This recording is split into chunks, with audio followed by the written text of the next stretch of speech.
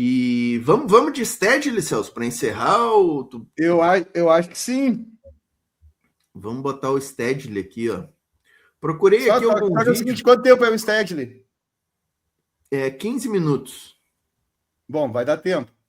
Dá tempo, dá tempo.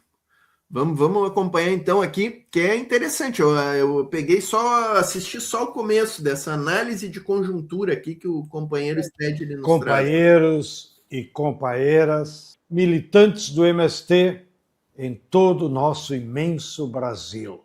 Venho aqui para trazer algumas reflexões bem sucintas para contribuir para o debate que é importante vocês fazerem nos coletivos, aí nos assentamentos, nas escolas, nos acampamentos, sobre esse tempo que estamos vivendo, esse período histórico que nós costumamos analisar chamando de conjuntura política. Então, quero, de forma bem sucinta, chamar atenção para alguns pontos que marcam a correlação de forças da luta de classes no Brasil. Primeiro, Stedley ou Glauber Braga? Quem a extrema-direita odeia mais, né? Acho que o Stedley ainda ganha.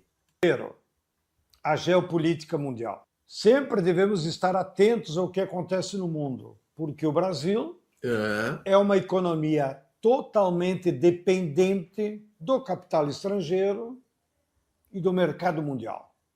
Portanto, tudo o que acontece no mundo reflete aqui, queiramos ou não. E o fato principal da conjuntura internacional é que nós estamos assistindo uma decadência do poder econômico e político dos Estados Unidos. Mas eles têm ainda o poder militar. E com essa decadência notória que eles vão perdendo espaço para a China, para a Euroásia, eles se voltaram com mais força para dominar a América Latina, naquela doutrina que eles sempre usaram, que é a chamada doutrina Monroe. A América Latina para os americanos. E por isso nós estamos assistindo uma ofensiva econômica das empresas dos Estados Unidos tentando se apropriar das nossas riquezas em toda a América Latina e aqui no Brasil.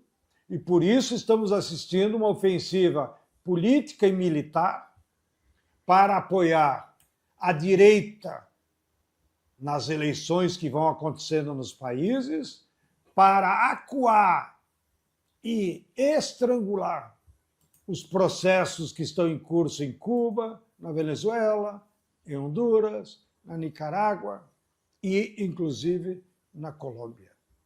Então, a América Latina está entrando para um período muito difícil, sofrendo todo tipo de agressões do governo Trump. Segundo aspecto é a situação no Brasil. Nós elegemos o governo Lula, se montou um governo de frente ampla, onde estão lá no governo a burguesia, a pequena burguesia, estão os trabalhadores e nas suas diversas representações partidárias. Lá está o... Olha aqui, ó, quem chegou, ó, Celso, camarada Eulianov, ó. Ah, Emerson Ribeiro? Emerson Ribeiro, esse aí vale a pena escutar, diz ele, ó. Esse aí que passou a notícia da Zambelli, que tinha sido... Ele que passou, né? Foi o primeiro, né, a espalhar nos grupos ali a notícia da casa da Zambelli caída. Estamos escutando aqui, ó, Emerson, companheiro João Pedro Stedley. O PCdoB, está o PT, está o PSB, mas lá também estão os partidos do Centrão. Maurício Corato está aqui conosco. O único que foi isolado nesse processo foi o Bolsonaro. Até porque a burguesia também quer se afastar da extrema-direita. E por isso ele está preso. Porém, passados esses 3 anos, o que mudou no Brasil? Mudou fundamentalmente na economia. Nós temos uma estabilidade econômica em termos da macroeconomia, a economia está crescendo, a inflação sob controle, apesar de que a taxa Selic de 15% ao ano é o mecanismo maior concentrador de renda do Brasil, que explora todo o povo brasileiro através do pagamento de juros que as pessoas têm que fazer, que as empresas têm que fazer, e porque o governo recolhe dinheiro dos impostos e aí paga juros para 5 mil famílias, que são os milionários do Brasil, que controlam os títulos da dívida pública interna. Pois é. E isso, então, gera... R$1 trilhão, né? R$1 trilhão a gente paga nesse sistema aí de rolagem da dívida pública, só em juros, né? Só em juros. Chegou o final do ano, Portinha, e ainda está em 15%, né? Sim, teve a reunião do Copom essa semana e eles não baixaram, né? Não baixaram, impressionante, né? Isso aqui é interessante de dizer, né? Que eu falei que eu achava que chegava uns 13, tu disse que chegava uns 9 no final do ano. Disse, não, Portinha, tá muito animado. Mas nem a minha animação, não. Até eu fui. Isso aqui é interessante, que a gente sempre disse, né? Que cada 1% é 80 bilhões a menos, né? De Bolsa Banqueiro. E eu estava vendo ontem... 1 bilhão a menos para o povo, né, Portinho? Como é que é? É 1 bilhão, é 80 bilhões a menos para o povo, né? Cada 1%. 80 bilhões a menos que a gente paga na rolagem da dívida, nesse 1 trilhão, né? Sim, que poderia ser revertido em coisas para o povo, como estradas, escola, saúde, diversas coisas, né? Não é bem assim, que o dinheiro não entraria direto para... Mas é um dinheiro que a gente deixa de gastar com Bolsa Banqueiro, né? E ontem, o Copom manteve a taxa de juros do Brasil e lá nos Estados Unidos o Fed baixou, né? 0,25. O Fed vem baixando. Sim, o Trump está pressionando, né? Com isso, tem uma linha lá que é a diferença dos juros lá dos Estados Unidos para o Brasil, né? Nós estamos com 11,5 quase de diferença da nossa taxa de juros para eles, né? E tem ali, reportagem que eu vi, tinha uma linha histórica, teve um certo momento que era 5% essa diferença. Tu vê que se a gente conseguir baixar essa diferença, por que tem que existir essa diferença, né? Senão os caras eles vão ficar com o dinheiro lá, né? Com os dólares investidos nos Estados Unidos. Se a nossa taxa de juros fosse hoje, por exemplo, hoje a nossa inflação está 4,50, 4,46, parece que já entrou na meta, né? 4,46, se não me engano. Se a gente tivesse a taxa de juros em 4,50, ela estaria zero praticamente, né? A taxa real que se chama, né? Nós estamos com uma taxa de real de 11% no Brasil. É muita diferença, né? É muita diferença. Se a gente tivesse com 4,5, 5 a taxa de juros, provavelmente nós teríamos um problema aí, porque os caras iam tirar os investimentos daqui e iam levar para os Estados Unidos, né? Então, o que ia dar de problema isso aí? O dólar ia subir, né? O dólar ia dar uma disparada. Mas a gente podia estar com uma taxa aqui no Brasil, acho que uns 8%, cara. 8%, os caras ainda iam estar ganhando. Sim. Quase 4% de juro real e nós ia estar 5% acima lá dos Estados Unidos, quase. Então não ia ter fuga de dólar e nós ia estar deixando, olha só, 8%, 7% a menos, Celso. Me ajuda aí, 7 vezes 8, tu que é bom de matemática, 56, né? Sim. 560 bi, cara. 560 bi. Dá para pagar todo o serviço do INSS, dá para pagar 5 Bolsa Família quase, dá para pagar 6, 7 BPC LOAS por ano. É muito dinheiro, cara. É muito dinheiro que a gente paga. Isso aí, na verdade, é uma transferência de renda dos pobres para os ricos. É uma transferência de dinheiro dos pobres para os ricos, né, cara? Porque Exatamente. Quem vai pagar esse juro é o pobre quando compra a geladeira. Sim. Ó, a Janete, a Stedley, economista de primeira linha, pé no chão, raiz, analisa o Brasil real. Eu falei, quando o Campos Neto estava para sair, eu lancei o Stedley para presidente do Banco Central. Que sonho, hein? Que sonho seria. É uma contradição, como se dizia antigamente. A economia vai bem. Imagina o mercado. Imagina o Lula indica o Stedley, presidente do Banco Central, aí o mercado vai à loucura, né? Ou aquele ente abstrato, o mercado, né? Mas o povo não vai bem. Metade da população economicamente ativa, 70 milhões, continua na informalidade, sem ter direitos trabalhistas, sem ter férias, sem ter 13º, sem ter renda e emprego fixo. Na nossa juventude, há um desânimo. Há 10 anos atrás, participavam do Enem 9 milhões de jovens.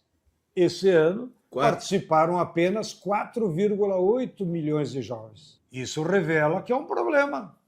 A nossa juventude já desanimou de estudar, não acredita mais no diploma, o que é uma tragédia, porque a única possibilidade de futuro para a juventude é ela estudar, se preparar, fazer curso superior, pós-graduação e assim sucessivamente. Então, nós ainda estamos enfrentando muitos problemas sociais que as políticas de assistencialismo do governo Lula, como Bolsa Família, botijão de gás, redução do pagamento de energia elétrica, etc., não resolveram o problema dos pobres, porque o problema dos pobres é estrutural. E você não resolve apenas distribuindo migalhas ou assistencialismo. Então, diante disso, emerge uma reflexão muito importante. O Brasil precisa de um projeto de desenvolvimento da nação. Um projeto que consiga tirar os pobres da pobreza, consiga combater a desigualdade e criar oportunidades de trabalho, de estudo, de renda para todos. E isso só é possível com um grande debate na nação e enfrentando os privilégios dos milionários, dos ricos, que estão incólumes. Ninguém mexeu até hoje nos privilégios deles. E pior ainda, como dado da conjuntura, vocês acompanham, o Brasil foi tomado pelas bets.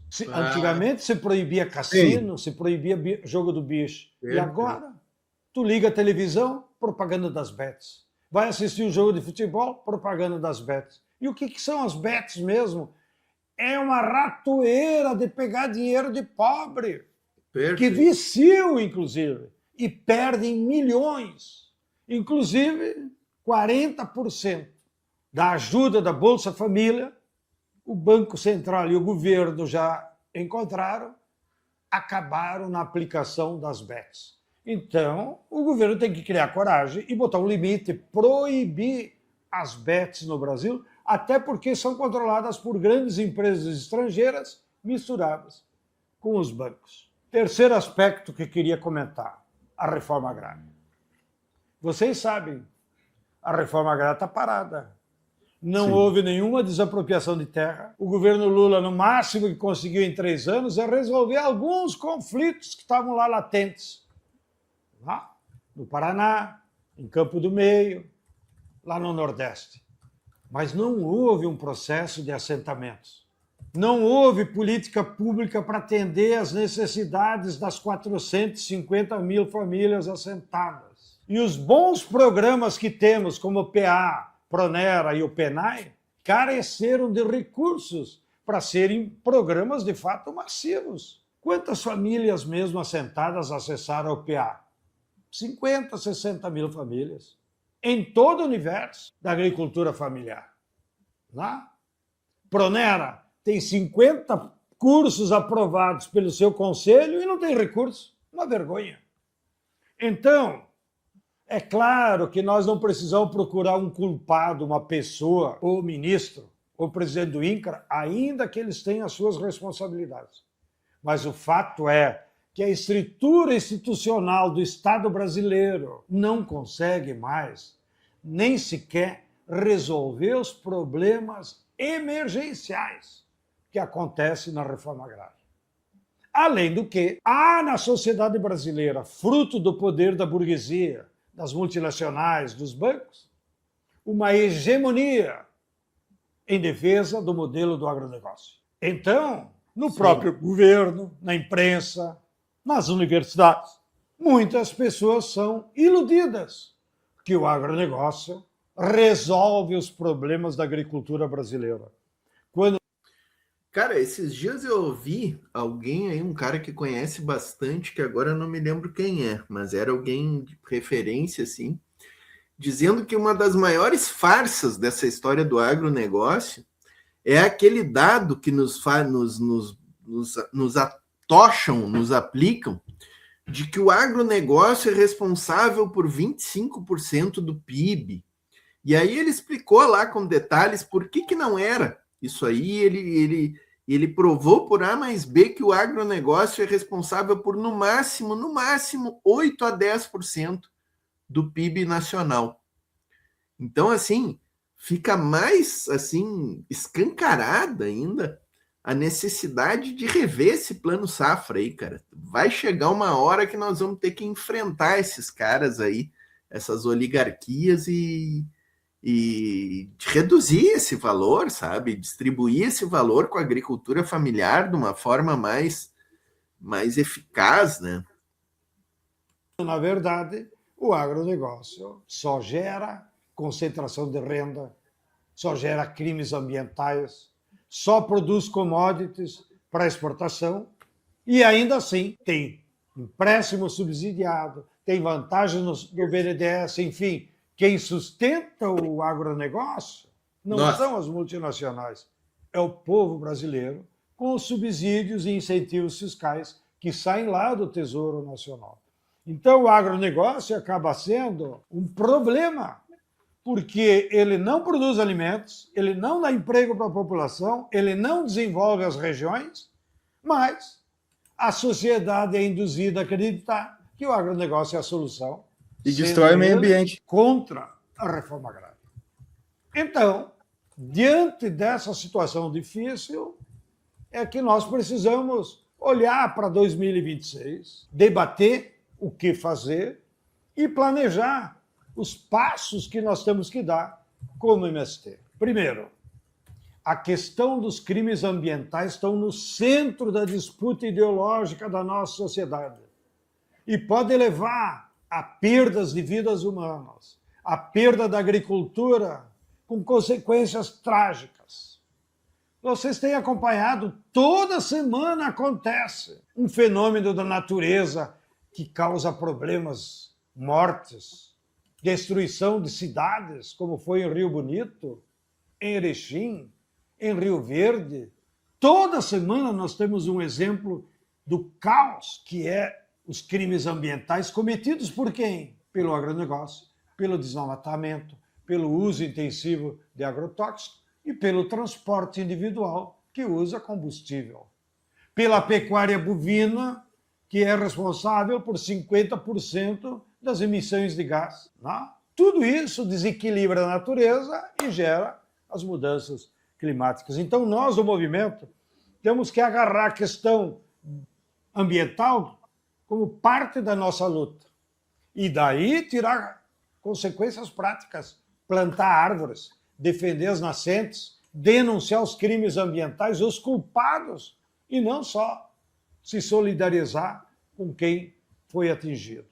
Segundo, nós temos que denunciar o agronegócio. O agronegócio é um modelo perverso do grande capital financeiro, das empresas transnacionais que ganham dinheiro, aliadas com grandes proprietários. Mas não é um modelo que produz alimentos e nem que desenvolve o país. Terceiro, nós temos que abraçar com força total o modelo da agroecologia.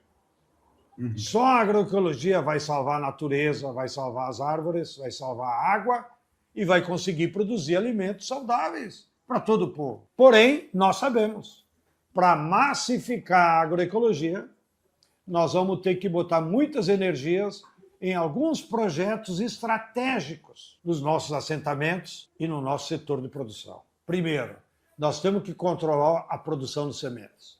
Quem não tem sementes, quem não controla a semente, não controla a produção.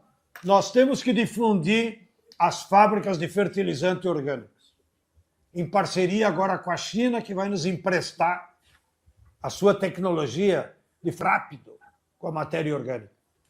Eu ia dizer, né? Dá-lhe China. Tem as máquinas da China e tem os fertilizantes. Lembra que a gente analisou num vídeo aqui isso aí, Celso? Acho que o próprio Stedley, né? Comentando sobre esse sistema de compostagem chinês, né? Que eles botam umas máquinas especiais que fazem o que a compostagem leva 6 meses, 1 ano para fazer o fertilizante. Os chineses fazem ali em 1 semana, né? Trabalhando nesses com bactérias. Muito bom. Tirei do lugar aqui. Cultura brasileira. Quando, na verdade, o Ih, Portinho, mas falta um monte pro vídeo e já quase... Tu disse quanto tempo que era? Tirei do lugar aqui, peraí, deixa eu... Ah, tá, primeiro, já é quase meia-noite. A questão dos crimes ambientais estão no... Não, peraí, isso aqui já os culpados. E tem que ser mais, nós precisamos retomar com mais força a organização de agroindústrias. Não, peraí. Denúncia do agro já foi. Para gerar emprego para a juventude. Nós precisamos retomar com mais força a organização de agroindústrias nos municípios, nos assentamentos, para beneficiar os alimentos, para gerar emprego para a juventude, para as mulheres, na forma cooperativada, e desenvolver os nossos assentamentos e a produção para a cidade. Também temos como desafio seguir apoiando as muitas iniciativas que estão em curso de Marmita da Terra, de Periferia Viva, de Mãos Solidárias, que começamos a atuar com os movimentos populares da cidade, com as igrejas, para organizar o povo da periferia. Lá é onde estão os pobres, os desempregados, aqueles que estão na informalidade, lá estão os jovens, as mulheres negras oprimidas. Então, todo o MST tem que se engajar nisso, apoiar, incentivar, levar a nossa juventude para morar lá na periferia, ver como é que o povo está vivendo e ajudar a resolver os problemas concretos de alfabetização de adultos, de alimentos, de ter hortas comunitárias, de plantar árvores em tudo quanto é lugar. E, finalmente, nós temos que se engajar no ano que vem para reeleger o Lula. Mas não pode ser um voto de cabresto, ou simplesmente porque o Lula é o líder histórico da classe trabalhadora brasileira. Nós temos que combinar a campanha pela reeleição do Lula com um debate de projeto de país. Porque sem projeto de país, nós não vamos conseguir enfrentar os problemas estruturais que há na economia, que há na sociedade brasileira e que o povo quer solução.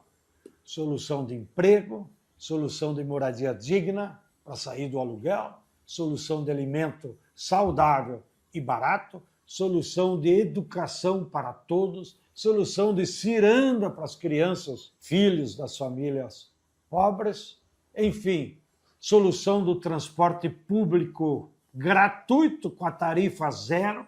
Né?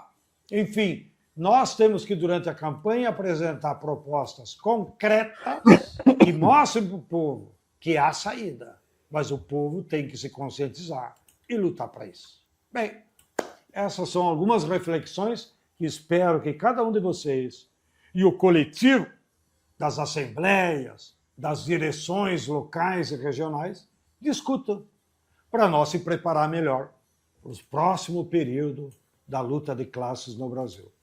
Um grande abraço a todos e a todas. Grande Stedley, sempre muito bom ouvir, né? Deixa eu pegar esse gancho que ele trouxe aqui, ó, da tarifa zero. Eu vi que tinha um vídeo lá, um corte do ICL, ó, sobre tarifa zero, ó, é bem curtinho, 2 minutinhos aqui, vamos ouvir um especialista comentando aqui, ó. Mostra que a venda das motos explodiu, subiu 58% em 10 anos, enquanto o ônibus foi perdendo espaço, perdeu quase 30% dos passageiros. A gente sabe que hoje o ônibus é caro, é demorado. se a gente zerar a tarifa no futuro, isso seria suficiente para convencer, por exemplo, o trabalhador, a pessoa que sai de moto, a deixar o transporte em casa? Ou a gente corre o risco de ter um transporte gratuito que continua vazio porque é considerado lento e desconfortável? Perfeito, essa pergunta é muito importante. A gente pode respondê-la olhando para as cidades que implementaram tarifa zero. Calcaia, que é a maior cidade no país com tarifa zero, ela tinha 18 mil viagens por dia no transporte público. 18 mil passageiros rodando a catraca, pagando R$4 por viagem. Depois que ela implementou a tarifa zero, ela chegou a 90 mil viagens por dia. Então, você vê o tamanho da demanda reprimida, né, do número de pessoas que optaria por esse modo de deslocamento, mas não opta porque a tarifa não é competitiva, porque ou você não tem recurso para pagar a tarifa, ou o seu dinheiro se aplica melhor pegando uma moto ou Uber Moto, etc. Então, a gente, nas cidades com tarifa zero, essa taxa de aumento da demanda, de 3 a 4 vezes, ela é bem recorrente. A gente viu em São Caetano do Sul, em várias cidades, que implementou a política. De outro lado, a gente precisa também tornar o ônibus mais rápido. E, para isso, a principal política ela nem é complicada, ela é simples, mas poucas prefeituras têm assim, a coragem mesmo de fazer, porque é uma disputa, né? Que é criar os corredores exclusivos de ônibus, né? Aquela faixa em que somente o ônibus pode circular, em que se o automóvel entrar ali, ele recebe uma multa. Quando você faz isso, a velocidade do transporte público ganha, e aí você passa a ter 2 atratores para a pessoa deixar o carro ou a moto em casa e ir para o ônibus, porque é de graça, ou é mais barato, e porque você chega mais rápido, né? Você não fica no engarrafamento. Com essas 2 políticas sendo conjugadas, a gente consegue recuperar muito passageiro que hoje está em moto, gerando, né, se arriscando em acidentes. A gente tem uma epidemia de acidente de moto no Brasil, ou está em automóvel, né, gastando um recurso que é caro principalmente para classe C, né, para classe média brasileira, e que também está gerando congestionamento, poluição, né, deseconomia urbana, perda de tempo de todo mundo. Então, tem um benefício coletivo quando a gente consegue trazer as pessoas para o transporte público. Perfeito, tá aí. Isso aqui, olha, se o Lula conseguir implantar isso aqui, o transporte tarifa zero nacional, tá rolando estudos aí, né? Vai ser um gol de placa sensacional, né? Sensacional. Comentários finais aqui, ó. O Eulianov, nosso Emerson Ribeiro, importante isso aqui que ele fala, ó. Votem para a Câmara Federal em quem já fez alguma coisa de fato para o povo. Né? Não caiam em conversa de lacrador de rede social. Tem muito sem noção com papo de esquerda, né? Tem muita figurinha aí se apresentando, que até é progressista, eu acho, né? Até são pessoas progressistas e tal, mas é a influência da esquerda e progressista, né? Eu concordo com o Emerson aqui, eu acho muito melhor tu votar em quem tem um histórico de lutas e atividades, né, pela classe trabalhadora, um sindicalista, uma professora eu já acho, né, um professor, uma professora de esquerda, né, que mais, enfim, um operário, né, de esquerda, claro, sempre, né, da classe trabalhadora, dos partidos de esquerda, né, e quem tem história, né, quem tem trajetória.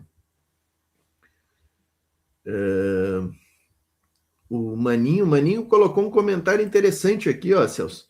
Creio que um país pode ter o maior PIB do mundo. Se não houver distribuição de renda, nada adianta para o povo. Né? Ou estou errado. Ô, Maninho, o que comprova essa tua afirmação aqui, que não adianta ter o PIB alto e não ter distribuição de renda, é o milagre brasileiro da década de 70, milagre econômico da ditadura militar, né? O que é o milagre brasileiro? A gente cresceu uma década inteira 10%, 8%, 9%, foi um crescimento gigantesco que o Brasil teve. Mas a classe trabalhadora ficou cada vez mais na miséria. A desigualdade, o salário mínimo arrochado. Então é o exemplo clássico, né? Não adianta crescer PIB e não acompanhar uma evolução salarial e a redução da desigualdade, né? Então, eu acho que eles enriqueceram. Comemorar agora no governo Lula. Nós estamos crescendo a 3%, mas o salário está acompanhando, né? Não só o mínimo, que tem o aumento real, como os que ganham mais, acima do mínimo, também estão tendo um progresso, né, na faixa salarial. O desemprego está na menor linha histórica, aí 5 e pouco, e a desigualdade reduzindo, né? Saiu um estudo agora, um dado aí, dizendo que o Brasil também, na questão está saindo da extrema pobreza, né? Nós estamos com 5% ainda, e a tendência é sair nos próximos anos, e a pobreza ainda está ali com 20 e poucos por cento, né? Ainda é um índice alto, né? Brasileiros que vivem com menos de R$600, né? Tá. É a linha da pobreza, e a linha da extrema pobreza é menos de 200 e poucos reais, né? Essa a gente está se livrando, estamos saindo, né? Então é isso, né?